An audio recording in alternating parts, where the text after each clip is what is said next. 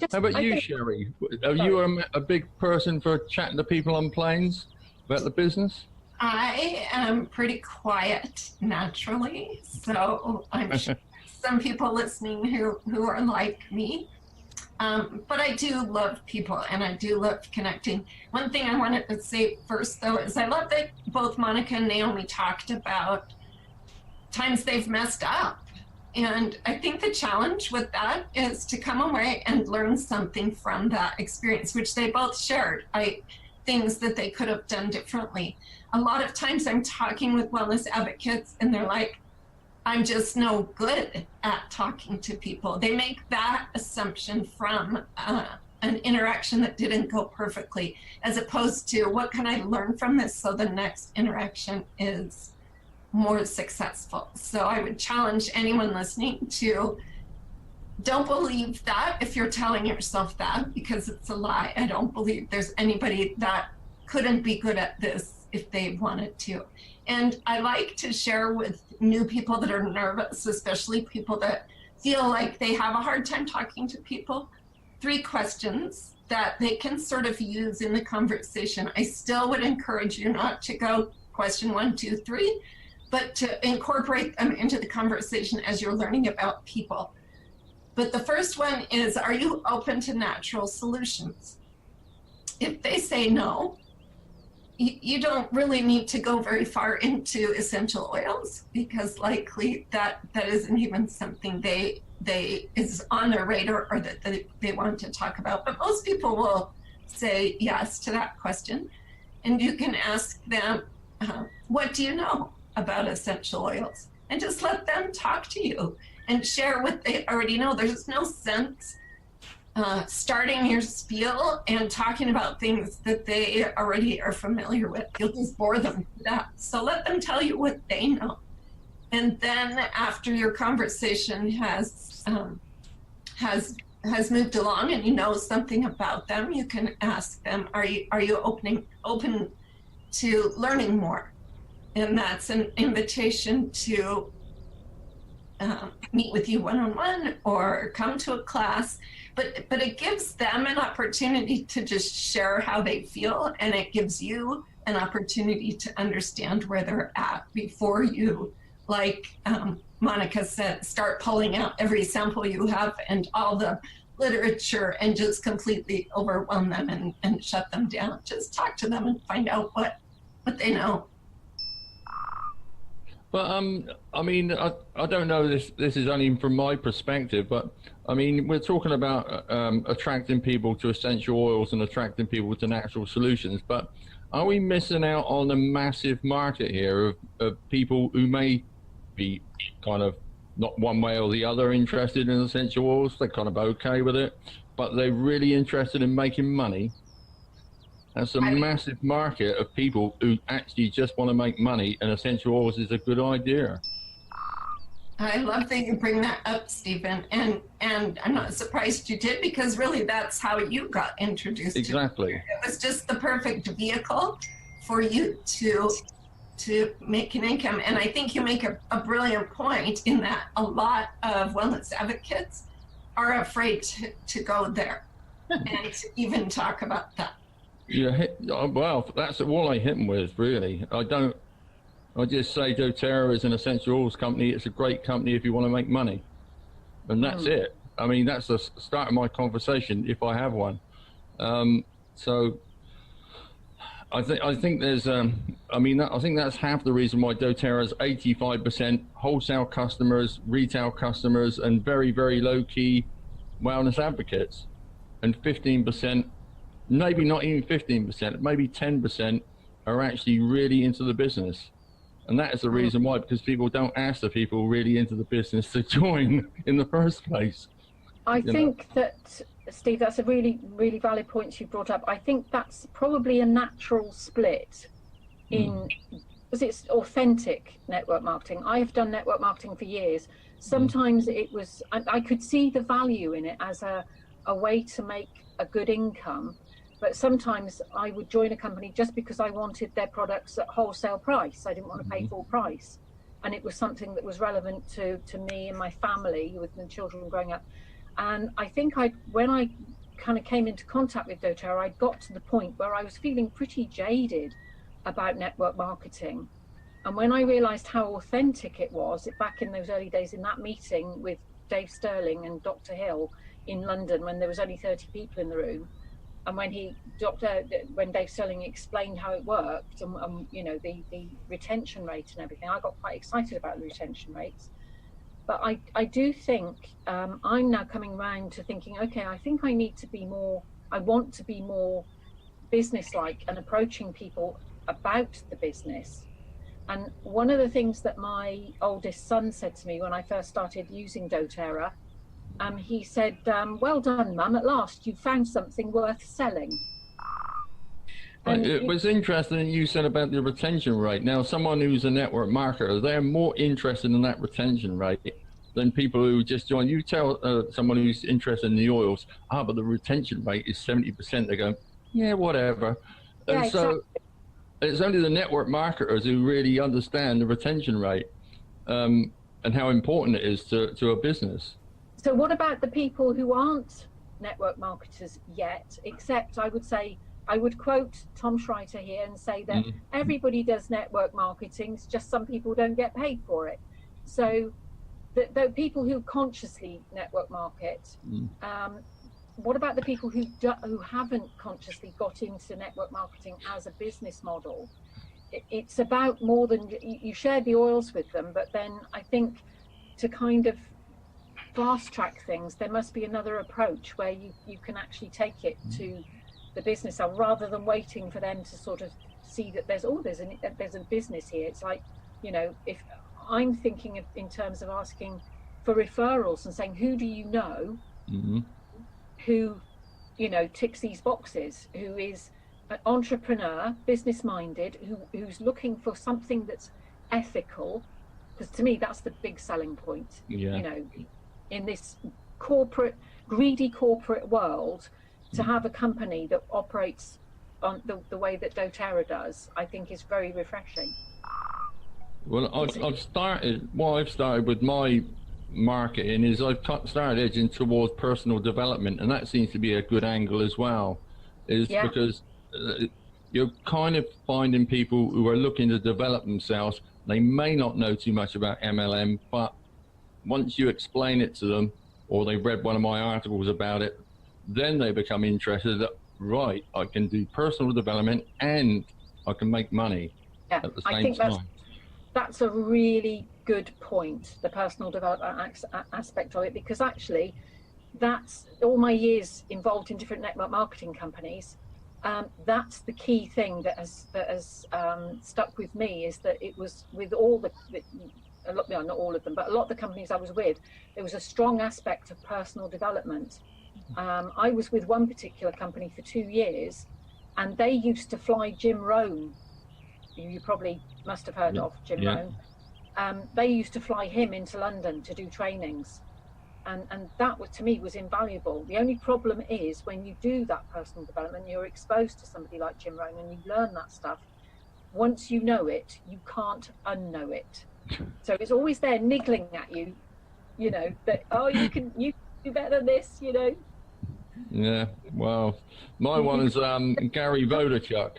That's my sort of celebrity mentor. So I kind of I wrote an article today, and I had to find a quote by him because I knew there was one that was going to work with my article. So I got one out by him because he kind of says everything to me. I like his rawness.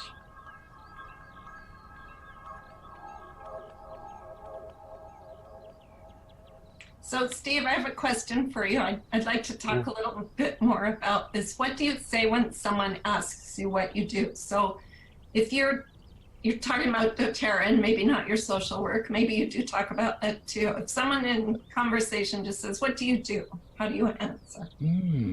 That's an interesting one.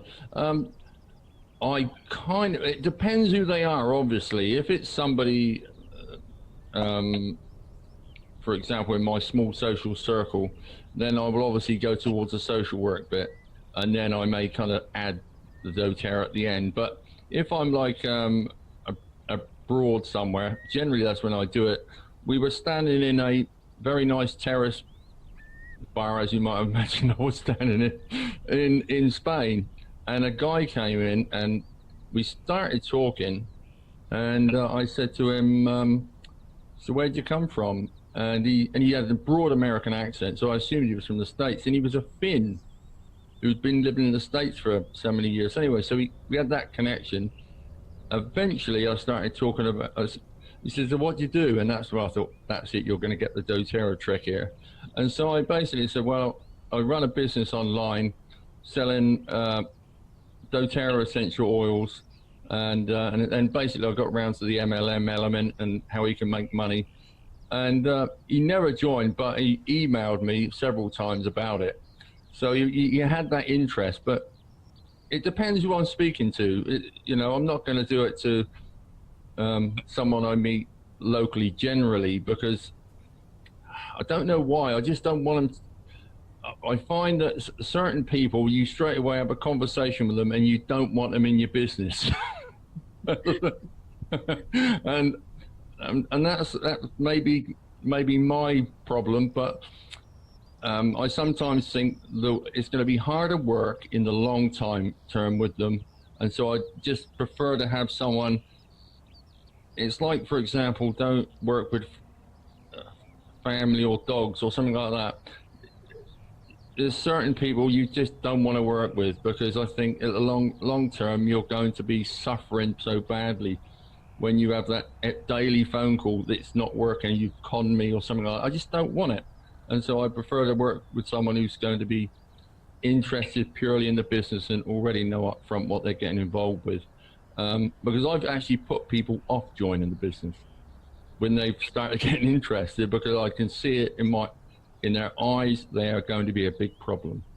And so but at the same time, I still recruit, sponsor without any problems. So it's not a big deal for me, but there's certain people I don't want. Steven? Yeah? Sorry. Have you heard of the term finding a leader who's a CC? No. What's CC, that means someone who's committed and capable. Yeah, okay, yeah. Yeah. Well, I heard sorry? That's the sort of people I'm looking for, really. Okay, because I guess like family and certain other kind of people, there's another interpretation of CC, which is pretty good, charity case. Okay. Yeah. But I mean, I wouldn't enroll a family member, not for a second, apart from my wife, but she's already in it anyway. So, but I wouldn't enroll a family member, because it's just hard work. Well, what they do say, if you've got family who want to do doTERRA and you do consider putting them in your organization, you have a buffer. You have somebody who's going to be the person taking charge of them. You don't put them on your phone. They really got to want to join before I would let them join. Really. They really want to. I mean, they would have to be passionate about it and phone me on an international landline before I. But then and not through WhatsApp either. They'd have to pay to actually speak to me.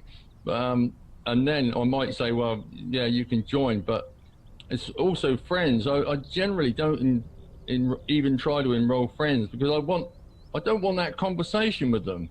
I don't want every time I go and have a drink in the pub or something, that I've got a conversation about doTERRA.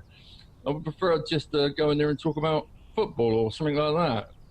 I need that. You need that sort of, that gap. That's really interesting. That is really interesting that you're saying that, because I think a lot of us, we just think, oh, I'm going to talk to the people closest to me, my family, my friends, and then we find it so difficult. Well, that's it. I don't want that, and that's the reason why I done my business online, because I didn't want that. I wanted to, and also I knew, and Sherry already knows, because we're going off a topic a little bit here, but it's because I'm living in the middle of Finland, and it's just too difficult to kind of try and get people into the business. I've got maybe 3 people in Finland. So. I think, Steve, that there are people who are natural at it. There are people who find it very uncomfortable. I think there's a fear element. I think that for me, it is a natural thing to do, to the point that sometimes I have to remind myself that you know, sometimes people don't necessarily want to continue the conversation, you know, and that you have to judge it. You have to be very sensitive to how people are responding. But some people just will get into a conversation.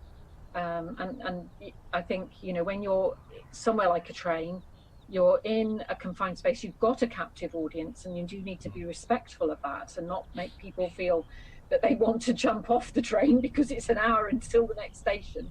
So I think when you're in a situation like that, it's just remembering they're another human being and they've got their story, and, you know, everyone has a story and everyone likes to share their story. So, and that's the key for me is just finding out about people, keeping a little mental file on them. Yeah, I think that's brilliant, Naomi. And I think for those who feel nervous, it helps to have a few things kind of already prepared in your mind. So you're not stumbling when you're asked a question like, what do you do? So I love that you already had that ready. I teach classes on essential oils. And I would encourage anyone listening that has not done that to prepare an answer to that question and make a couple of different answers. And I also encourage you not to be afraid to say, I sell essential oils. And a big part of that is educating people on how to use them. I think sometimes we sort of soft pedal around. I help moms keep their kids healthy and, you know, something like that, without really saying part of what we do is sell essential oils. And if we're not really clear about that, or like Stephen said, I run a business, and then people aren't even sure that there's an opportunity there. Yeah, that is actually the biggest problem for me because I don't do it live very often, and I think that's half the problem. I think it's like anything. If you've got a necessity to do it, then you do it. But I don't have a massive motivation to do it, so I haven't needed to do it. That's mainly it. But having that. If you don't need to do it, if you don't have a need, then why force yourself? One of the things it's kind of nice to do it, I think, somehow. I think it's nice to be able to... Yeah, nice to interact with our fellow human beings. And I think one of the things I would suggest to people who feel nervous about it is to ask themselves if they've ever been in a situation where someone has struck up a conversation with them, and how did they feel, and what did they feel comfortable with, and what didn't they feel comfortable with in that situation. So to put yourself in the other person's shoes and think, has anybody ever started talking to me? Reflecting on that, I can't think of when people might have done that, but no, they have. And when people do that, I respond. So it's just being the other person and just, you know, sort of just taking yourself out of your comfort zone a bit.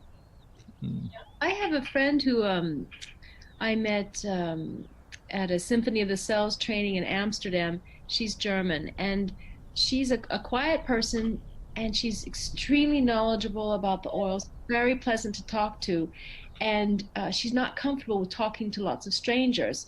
But she was kind of watching some of us who were comfortable with it, and she just did a little experiment when she was taking her train back to Germany. And she said, Monica, I just decided I was going to get to know the man sitting in the seat next to me, not talk at all about oil. So she just did that as a little practice session for herself. And she completely took out any stress whatsoever about the oils. She didn't say one word about it. And she really enjoyed herself. I love that. That's a great example.